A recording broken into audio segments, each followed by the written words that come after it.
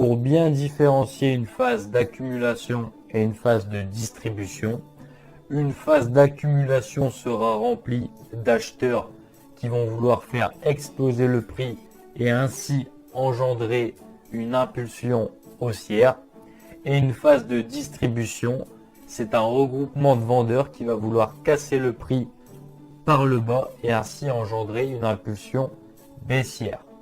Donc, vous l'aurez bien compris, le marché ne se déplace jamais en ligne droite. Maintenant, pour réussir en trading, il va falloir apprendre à détecter la tendance majoritaire. On appelle ça suivre la tendance dominante. Alors déjà, qu'est-ce qu'une tendance? La tendance, c'est simplement la direction du marché. Si le marché est incliné vers le haut, le marché sera haussier. Et si le marché est incliné vers le bas, le marché sera baissier. Bien sûr, pour identifier la tendance, ce n'est pas aussi simple. Une tendance haussière sera faite de points hauts de plus en plus haut. Et une tendance baissière sera faite de points bas de plus en plus bas.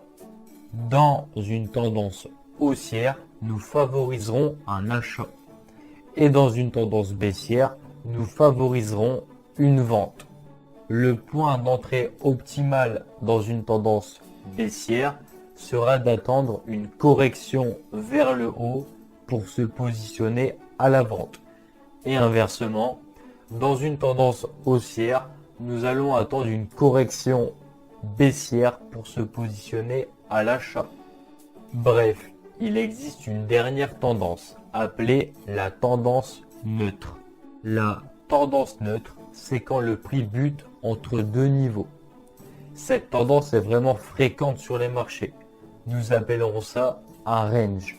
Pour aborder cette tendance, il suffira d'acheter les points bas du range et de vendre les points hauts du range.